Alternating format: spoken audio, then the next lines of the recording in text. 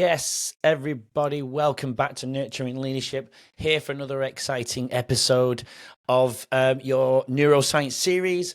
We're up to motivation. Had a great week, back in the full swing of things. And motivation is here this week. If you missed the stress management episode last week, please go back. I am going to put that in the show notes if you want to catch up on that. I can't put them all in there. Well, I could, I suppose, but please go and navigate around the website, whether you're on YouTube, Spotify, and Apple. Go and look through all the different episodes. You can go and check them all out and experience it for yourself anytime you wish. But please, as a note, press subscribe, follow wherever you are. It's amazing and definitely help me make the channel bigger, which I love to do. So yes, please, I've had some amazing feedback with people that I've met as well. Loving the episode with my co-author, Mike Nichols, the reflection episode of why we started Nurturing Leadership.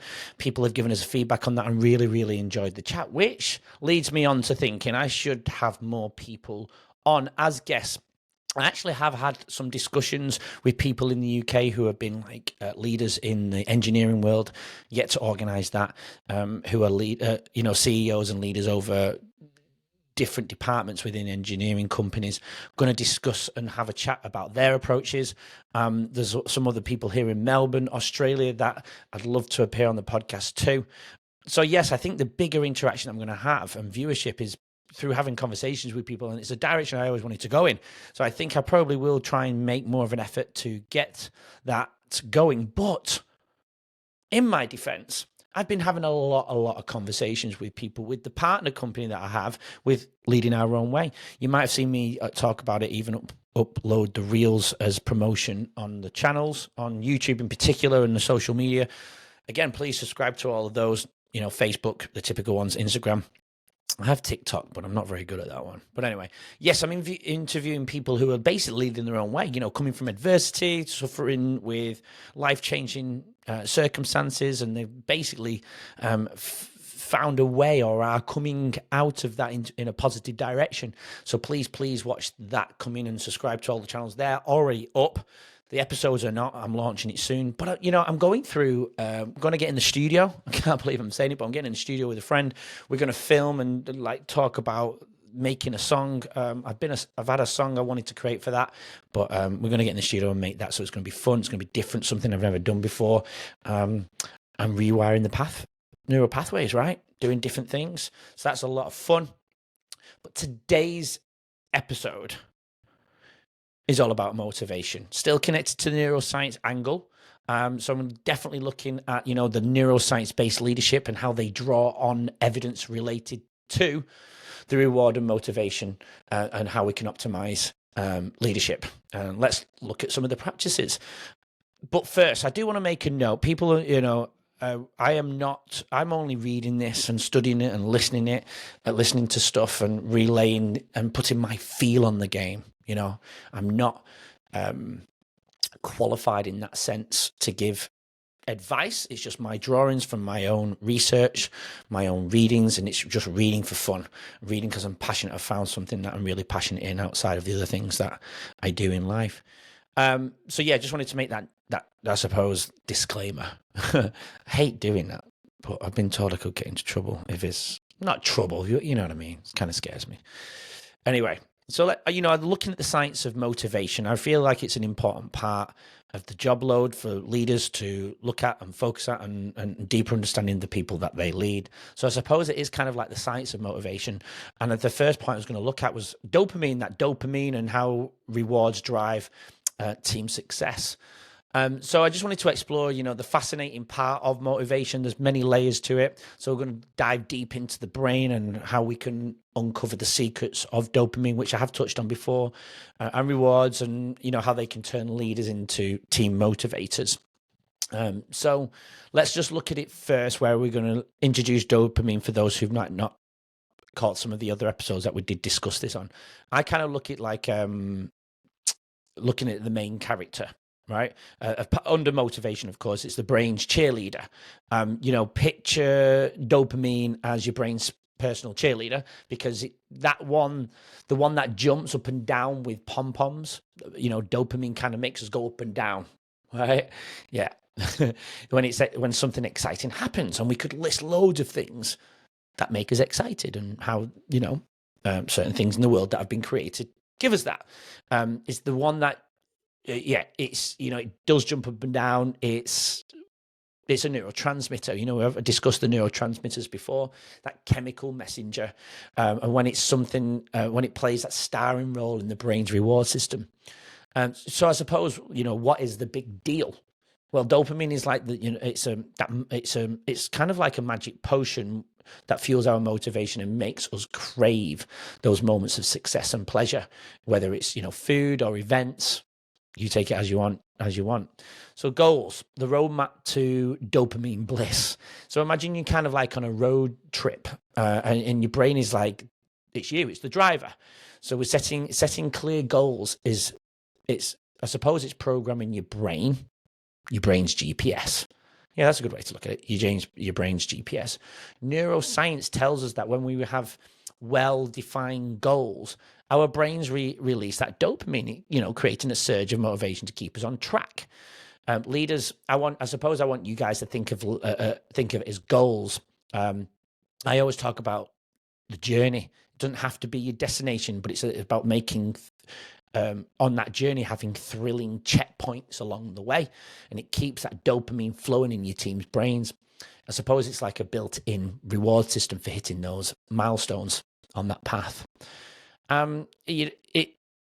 Recognition is it goes unsung, really. How can I say it? It's the unsung hero of motivation. It's about a power move in the motivation game. Recognition is that power move. Ever notice how good it feels when someone acknowledges your hard work? Yeah, like your boss or your colleague or somebody barely even knows you. That's dopamine at hit. And the research in neuroscience reveals that recognizing achievements triggers a dopamine release. Effective leaders understand this, right? And they make it a habit, make it into a habit to shine a spotlight on their team members' successes. We don't always have to just think of it as about boosting morale. It's probably more about turning the workplace into a stage of dopamine-fueled performances. And, rewards is a big part of that. Rewards unlock the dopamine vault. It's the golden keys to that vault, to the dopamine. And it doesn't have to be, these amazing fancy incentives or anything. We've got to look at how we're tapping into the brain's reward system at a deeper level. When leaders provide rewards for outstanding performance, they're essentially saying, hey, you nailed it this time, or you keep nailing it. And here's your well-deserved dopamine jackpot. Think about turning everyday tasks into thrilling quests with treasure chests of motivation waiting at the end. So leaders, let's have a think about rewards, not as expenses as such, but as an investment in a motivated and dopamine charged team.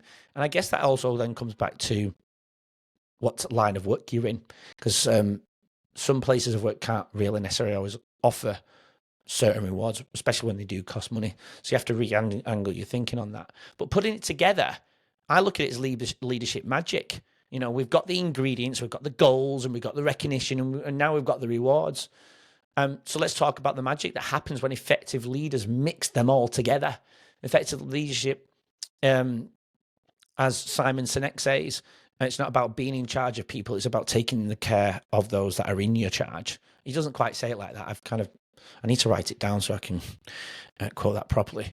And bossing people around.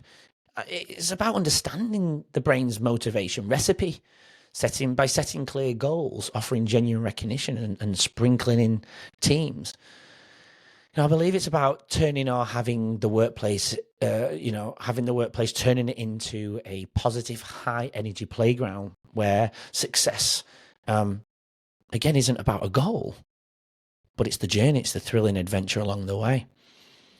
And the science of that is the science of motivation decoded, armed with knowledge of dopamine and rewards, having that at your forefront, or as a thinker in a daily practice. Leaders can transform their teams into motivated powerhouses. So just remember that dopamine, as well as it being a neurotransmitter, so that secret sauce that I've mentioned before, that can unlock the full potential of your team. So stay dopamine charged, and let's look at, and I suppose I want to look at intrinsic motivation now. So when we look at it and venture into the fascinating realm of autonomy, mastery, and purpose. I love purpose. I've done a purpose series. Have a look at the purpose series. They're the first, I think, 6 or 7 episodes of this podcast. And that's why I wrote the book as well, about purpose. All those 3 things.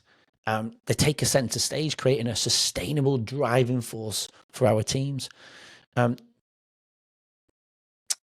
neuroscience, I suppose, looking at it from a neuroscience angle behind intrinsic motivation, and how we discover how leaders can cultivate environments that go beyond external rewards. It has to go past the rewards. Again, every workplace can't necessarily include that in their way, especially, look at education is one of them. So let's decode intrinsic motivation. Let's start by unraveling the concept of it. Unlike its flashy cousin, extrinsic motivation, the one that's fueled by external rewards like bonuses or praise, intrinsic motivation is driven by internal factors. It's like the engine under the hood of the car, the bonnet, depending on where you're listening from. Running on 3 main fuels: autonomy, mastery, and purpose. Neuroscientists tells us that when we tap into these internal rewards, the motivation generated is not just powerful, it's sustainable in the long run. Autonomy, empowering the individual. Let's start there. So first up is of the intrinsic motivation tour is autonomy. Imagine giving your team that when individuals have a sense of control and autonomy in their work, not micromanaged, it triggers the release of neurotransmitters associated with pleasure and motivation. Leaders who empower their teams with the freedom to make decisions often find that their intrinsic motivations level skyrocket. Mastery is, I suppose, a good way of looking at this is the thrill of growth. The pursuit of becoming better of something that matters.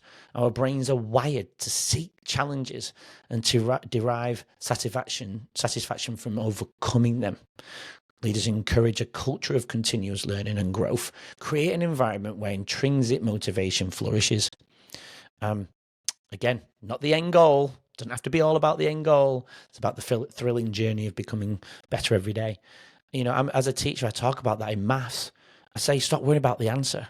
The answer is right or wrong in maths, but you all look at the world completely different. So you're going to think all about maths in a completely different way. You're going to look at the journey to the answer completely different. So whatever works for you, I could teach them my way, but only teaching them my way doesn't mean their brains work like that. So I suppose exposing the concept and allowing them to flourish and think in their own individual way. So the final one, the purpose. I love it. I love purpose, connecting to a greater cause. So picture this: every time a team member's waking up excited to contribute because they see the bigger picture. That's the magic of purpose. The third pillar of intrinsic motivation. When individuals connect their work to a greater cause, it activates the brain reward centers and fuels a sense of fulfillment. Leaders who articulate a compelling purpose and help their team see how their contributors matter create a powerhouse of intrinsic motivation. Let's look at fostering intrinsic motivation in leadership directly. So how can leaders foster an environment that supports intrinsic motivation? I suppose it's about blending autonomy and mastery and purpose into the fabric of your leadership style. I call it the human feel, going with the feel of the game, the human side, instead of relying solely on external rewards, create opportunities for your team to take ownership of their work, grow in their goals, and understand the greater purpose behind what they do. This approach not only nurtures Again, why I'm using the word nurtures a sense of belonging and commitment, but also taps into the brain's natural inclination for intrinsic rewards. So, the captivating world of intrinsic motivation. By understanding the neuroscience behind autonomy, mastery, and purpose, leaders can create environments where motivation becomes a sustainable internal force. Remember that as the real magic happens when leaders go beyond external rewards and cultivate a culture where the joy of the work itself becomes the ultimate motivator. Like my book that I did with Mike, How to Lead with Purpose. Let's lead with purpose. Let's foster growth and stay motivated from within. If you want to know a little bit more, sorry about my dog's making noises. If you want to know more about the book, by the way, please click on the links provided and have a look at it. It's only cheap. We're not doing it to make money, really. We do it because it was a recovery, it was a therapeutic recovery process for us. Anyway, got to sell it somehow, right? Social rewards. Yeah, this is this big because this is the power of connection. How social rewards drive team motivation. So the brain's magical response to positive social reactions. Yeah, all right. So let's look at how we can uncover the neuroscience behind social rewards and how leaders can use it to create a workplace where motivation thrives. I call it the social brain, cracking the code of connection. Cracking the code of connection is the social brain. Let's kick off by talking about our brain's social reward system. The picture, I suppose, as picture a car revving up. Right, it revs up. The engine revs up when we experience positive social interactions. Revs up, right? When the brain moves, the brain grooves, as Jim Kwik from Limitless would say. That's the book. If it's down there, have a check it out. Whether it's a high five, a shout out for a job well done, something simple, right? Or the camaraderie. Can never say that word. Camaraderie. You know what I mean, right? Camaraderie of teamwork. Depends where you're from, how you pronounce it. These moments, they trigger a response of that feel good chemicals in our brain, creating a powerful motivation cocktail, if you will. So why does this matter? Well, neuroscience tells us that our brains are wired for connection. And when leaders tap into this, they unlock a key. They really do unlock a key to an enhanced motivation. The chemistry of social rewards. It's a bit sciencey, but don't worry. I'll keep it light.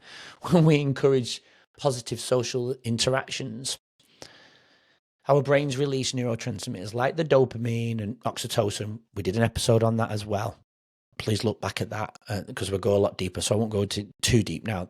When both of those are together, it's a dynamic duo of feel-good chemicals. Dopamine gives us that sense of pleasure and reward, while oxytocin strengthens social bonds and fosters trust. So as leaders, understanding the chemistry about them, right, allows us to orchestrate a workplace symphony, if you will, where social rewards become the melody of motivation. I suppose another good way is when a place is working pretty well and that those things are happening, when a break finishes, you're like, right, let's go. Do you ever feel that? Or do you ever see it? Stand up, let's go. And you go. Otherwise, they just slouch. I have to go back now. I've seen it a million times. So how do leaders build strong relationships? How do they harness the power of social rewards? I believe it starts with building strong relationships within the team. Again, something simple that you could all easily say, well, yeah, of course, we try and do that. So remember, every interaction counts, every single one. Take a moment to genuinely connect with your team members. Again, it doesn't have to be a leader here, just anyone in the team. Express gratitude and show appreciation for their efforts, no matter small. These small or big, these small acts trigger the social reward system, create a positive feedback loop, because that's how our brain works, in loops. When it comes to most things, especially memory and things like that, the feedback loop that strengthens the bond between the team members and their leader. belonging, fostering that belonging, that sense of belonging. It's huge. This is for me, this is huge, a sense of belonging. I've changed my career recently in the last couple of years, and I thought I wouldn't get that sense of belonging. I was actually kind of worried, and actually it's quite the opposite. I've achieved getting a set, because I go everywhere each day. I go to a lot of different places, and for those who don't know me, I've turned in from a full-time teacher into a casual teacher in order for me to do this: create the book, create Leading Our Own Way, and spend more time with family and be more present.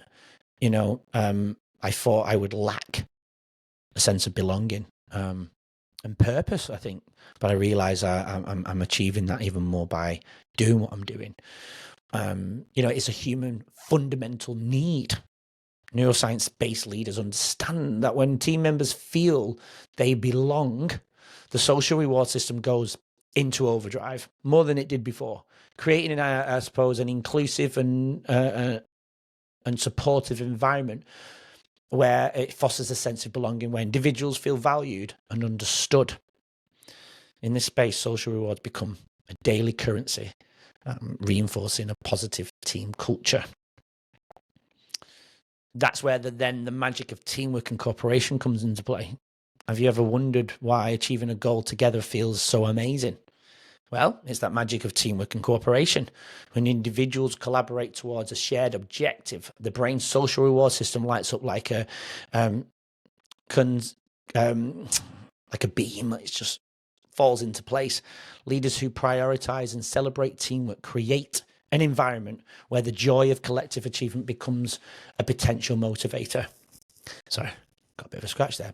It's not just, again, it's not about the destination. It's about the shared journey that you both if you've got more than two, all go on together. And the social rewards come along with it. So neuroscience-based leadership in action here. Yeah, let's bring it together. I've covered this before, so it's just a small summary. Neuroscience-based leaders are architects of motivation. They understand that by prioritizing positive social interactions, they can create a workplace where team members are not just colleagues, but a supportive community. I've heard in the past, I suppose it's old school and maybe old traditional, I don't come to work to make friends. Why the hell not? You don't have to hang out at night. You don't have to do all of that stuff. But why not be friends at work? Blows my mind. You spend 8 hours a day, if not more so than you do with your kids or your family. Why not on earth be friends? Always hit me that. When they justify it, it makes sense. It really does in the moment. But then I go away and something's still not right in my gut. And that's my brain gut kicking in, right? Yeah. That's my second brain kicking in. My intuition is not sitting right. Maybe let me know if you feel the same. Yeah.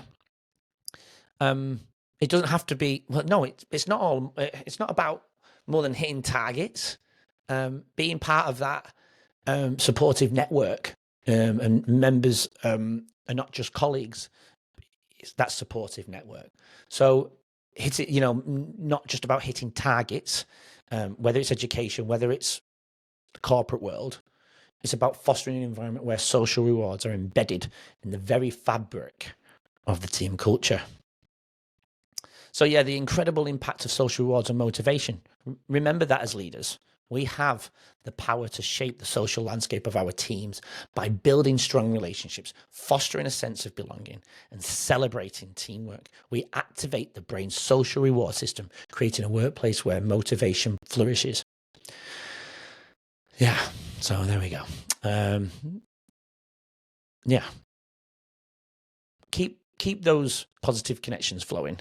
And I love to build a motivated and connected team. That's one of my priorities I love to be a part of. Neuroplasticity is another part of it all. I love it. Neuroplasticity and how effective leaders can leverage this into to inspire personal and professional growth. I won't go into this too much because I have done an episode of it. So go back to that. Yeah. For those that don't know me, it is a favorite part, an aspect of it all for me. It is a brain superpower, the ability to adapt and rewire itself by rewrite itself on experiences. It rewires it based on its experiences, and its motivations. Think of it as a flexible dance floor. I've said it before, and I'm just repeating what I've said before, so go over that episode. But where the brain adjusts its steps in response to the music of our experiences. Neuroscience research tells us that this adaptability is a lifelong phenomenon. All right, and effective leaders can harness this to ignite growth. This is brief, and if you want to go back, like I said, please click on the links. I'll put it in the show notes. I'll try and remember to put it in the show notes for you to go back and easily find. But leadership wisdom, aligning goals for growth. Now, how do leaders use neuroplasticity to inspire growth? Well, it's all about alignment, syncing individual aspirations with organizational goals. When leaders understand the brain, adaptations and based on experience and motivation, they can strategically shape those experiences. By aligning personal and professional goals, leaders create a powerful synergy that fuels the brain's natural inclination to adapt and grow. Inspiring personal and professional growth is the next part. Again, imagine as a leader, not only are you guiding a team, you're sculpting an environment that nurtures growth. By aligning individual goals with an overarching objective of the organization, leaders become catalysts. I love that word, catalyst, for personal and professional development. So, it's all about creating a culture where the brain eagerly rewires itself in response to meaningful experiences and align motivations. So don't have a meeting for the sake of having a meeting. Make it meaningful. Otherwise, they're just going to come out stressed or bored and not inspired, and which makes that gap of connection further and further apart. Now, I know you can't cater for all meetings to be meaningful for everybody. You'll know your organization better than how you can do it. I call this magic because I'm biased towards this part, but the magic of neuroplasticity in leadership, that effective leaders are like conductors, orchestrating an environment where the brain's adaptability becomes the driving force for personal and professional growth. So please keep inspiring growth and let the brain's dance of adaptation lead the way. I say it to the kids at school. When your brain moves, the brain grooves. It gets bigger. It's like a muscle. It gets bigger when it learns. So use it. Emotional regulation, leading with calm, navigating emotions for a motivated team. Done an episode on emotional intelligence, but emotional regulation and how neuroscience-based leadership keeps the emotional climate in check for a motivated team. The first part, I suppose, is the brain's emotional landscape. Let's start with the brain's response to stress. Another episode I've done, stress management and negative emotions. It's like a storm that can disrupt the workplace vibe at any time. Most times through a number of ways. And again, you know your organization, and there's a lot of ways it can be disrupted, right? A lot. Millions, probably. No, I'm exaggerating there. But neuroscience research shows that understanding this emotional landscape is crucial. Effective leaders recognize that unchecked stressors hinder motivation and engagement. The leadership compass, strategies for emotional regulation. Now, how do neuroscience-based leaders tackle this challenge? It's, again, emotional regulation. That's what it's all about. They implement strategies to reduce stressors and cultivate a positive work environment. By navigating emotions with a steady hand, leaders become the compass that guides their team through turbulent waters. Enhancing motivation by removing barriers of engagement. Again, revert back to actually, it's the latest episode of stress management of this neuroscience series. So just go back there if you want to go a bit deeper into that. So the power of emotional regulation in leadership. Not much more on this as I've covered it, but quickly, to sum up, leaders don't just manage tasks; they navigate the emotional landscape, creating a positive environment where motivation can thrive. Feedback and learning. This is interesting one. I've kind of rethought about how I look at feedback more recently through some of the podcasts that I've been listening. But, it's about nurturing growth and motivation through neuroscience. Let's look at it from this angle. This can be another true game changer in the world of leadership and learning. Feedback. Yeah. More specifically, we'll be exploring how neuroscience sheds light on the crucial role of timely and constructive feedback. Leaders still ponder and wonder how to navigate this well, as it's a journey to discover how leaders use this insight to boost motivation and propel their teams towards continuous improvement. Again, through neuroscience and some of the literature that I've read, it tells us that our brains are wired for growth and adaptability.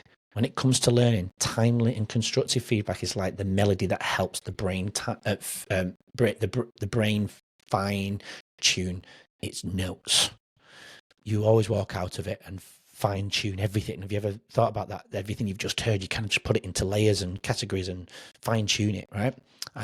You probably not thought about it, but now I've said it, you'll think about it. Effective leaders grasp this concept, understanding that the brain thrives on feedback to enhance skills and drive personal and professional development.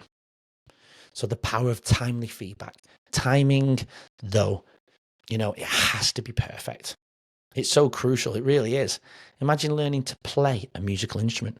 Wouldn't it be more impactful if you received feedback right after you played it, rather than just days later? You're not going to remember, right? I always used to say, my driving instructor when I was young, she said, rather than having a weekly session, she could have been doing it for more money. But I agree with her. I had 2 or 3 a week because you learnt 70% of the lesson, or 60, and you forgot 30 of it, 40. So it's like the next lesson would be doing that whole one that you missed. So having it more frequently, I did learn more, even though, failed twice before I passed, but there we go. That's a different one. Neuroscience-based leaders, they get this. They provide feedback in the moment, seizing the window of opportunity when the brain is most receptive to learning. Timely feedback not only reinforces positive behaviors, but also corrects course promptly, ensuring that the learning process stays on track. Constructive feedback, I look at it as a growth catalyst. Feedback is not just about pointing out what went well. It's also about providing constructive insights for improvement. So some leaders give feedback in a negative way, and that's looking at the past. I would forget that. If it was negative, don't focus on the past. Give advice. It's completely different, and you keep that connection. So don't say how you could have done it differently. Just give advice for the future. Simple. Doesn't have to be that hard. Yeah. Anyway, there we go. Neuroscience teaches us that the brain thrives on challenges and corrections. Yeah. So leaders who offer constructive feedback create an environment where employees see feedback not as criticism, but as a tool for growth. This shift in perspective sparks motivation as team members embrace the opportunity to enhance their skills and reach new heights. So skill development and motivation and how they connect. How does all of this translate into the intangible results? Leaders who leverage the neuroscience of feedback witness a surge in skill development within their teams. As skills grow, so does confidence, leading to increased motivation. It's that positive feedback loop that I mentioned before. The brain works in loops. The more you learn, the more motivated you become to learn even more. I found that out by reading this stuff on my shelves. And I've got a whole list that I want to keep going.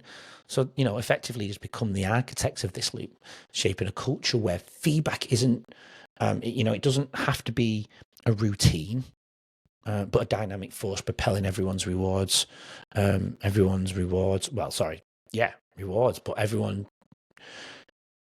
not the reward, sorry, that in continuous improvement is probably the best way to look at it. So yeah, advice versus feedback. Have a think and leave your points and comments below.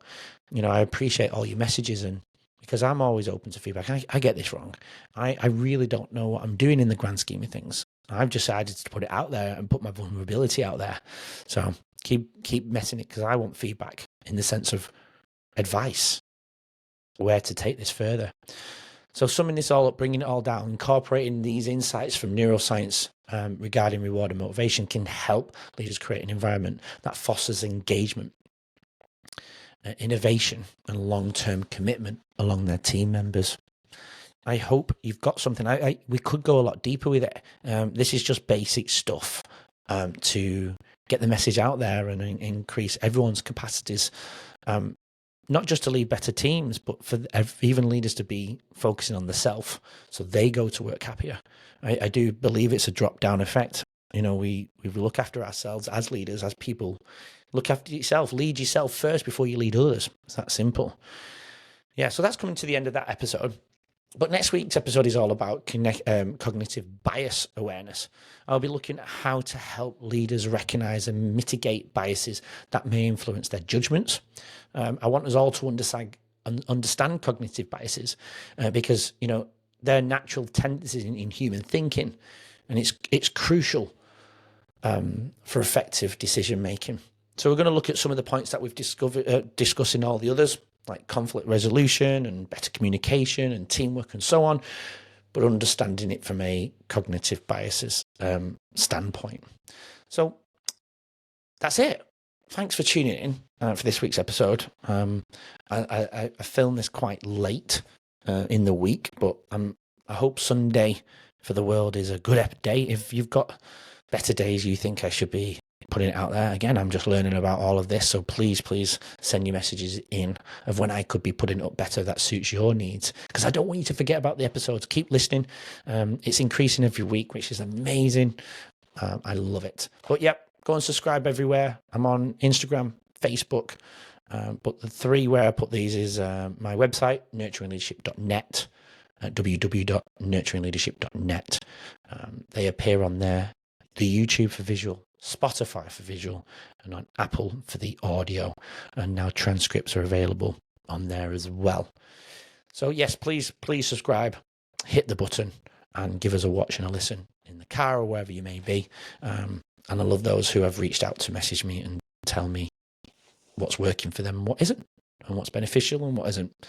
I'm open to that. But remember, I have to keep it quite generalized across the board. And I'm learning constantly. So please continue learning yourselves. I hope I've created that safe space for you guys to do the same, because I'm certainly doing it. By all means, I'm not an expert, just constantly learning. Anyway, enough talking for me. Get to work, get to see your family, look after yourselves, and have another great week. And we'll see you next Sunday.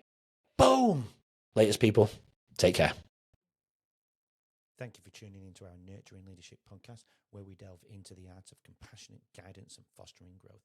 Your continued support is invaluable to us, so please subscribe and follow us on all your favorite platforms. We are currently on Spotify, Apple, and YouTube. Remember, great leadership starts with nurturing. Nurturing leadership creates lasting impact. Stay tuned for upcoming episodes filled with insightful discussions. We appreciate you joining on this journey. Thank you for listening.